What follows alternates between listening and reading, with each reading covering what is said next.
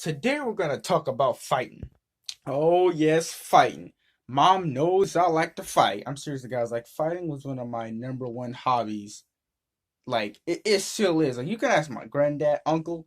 They know I like to fight. I like to fight all the time. Now that doesn't mean I'll go out of my way to start a fight, but I don't mind getting into fights either. Like I like to fight so much that I wouldn't even. My mom always told me to hit people back if they hit me first.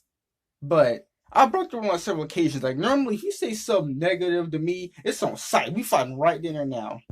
Basically, when somebody insulted me, they're basically giving me permission to fight them, and I gladly took that permission. So naturally, I got into a lot of fights because, like, as soon as you insult me, that's it. We fighting right there and now. But today we're gonna be talking about my first L that I ever took. Now everybody knows you're not invincible. You can be somebody like Bruce Lee or Mike Tyson, or you can be the most skilled martial artist in the world, but you are not invincible. There's always somebody out there bigger and stronger and more skilled than you, and that's kind of a good thing because that's a good motivator to like make you want to train harder so you can eventually beat that person. But today I'm going to be talking about my first L that I ever took. Now why am I telling you this, you guys? Because I ain't scared. I ain't no soy loser where I just claimed that I won all my fights and I was undefeated. No, I'm going to tell the truth. I lost. I took a L. And I have no shame in that. Like, you're not invincible, So I just wanted to share this with the world and tell them the first L that I ever took. So I'm in sixth grade, right? And I don't know why I was so mad. I really don't. But I was mad of something. Like sixth grade wasn't really it wasn't too good for me. So and I had a really bad day. So I came to the bus and I was mad. And I was ready to fight anybody. You know what I'm saying? You know how you can really be scared, but when you mad, then you just ready to fight anyone. That was me. I don't know what I was mad about because that was like 6 years ago. But I was mad. I was 11 and I was on the bus. I was in sixth grade, and eventually, when I got to the bus to go home, while I was mad, people were messing with me. Now, like I said, it was a really long time ago, so I don't know what they were messing me about. But they were saying words, and I was just going off on them. Like I was roasting people left and right. Like I was like roasting people left and right. There were several teenagers on that bus. They were way bigger than me, but I didn't care because I was mad. Like when you mad, you're just ready to do anything. Nothing scares you when you are really, really mad. You're ready to go at anybody. You could be the shyest person in the world, but as soon as you get mad, you ready to put them like hands up real fast. And that's exactly what happened to me. So while I was really mad, people decided this is the best time to bully me. And that's exactly what they did. Now this happened a lot of times in the bus. And a lot of times I didn't really care too much. I just kind of ignored them or I would say something back. I didn't really get physical with them because like they were just kids and they were just playing. But sometimes they play a little bit too much. And since I was really mad, I was not in the mood to be insulted. And I got insulted like 14 times. So eventually this dude, he had he was in eighth grade and he was really tall. I think I'm taller than him now, but he was about my height.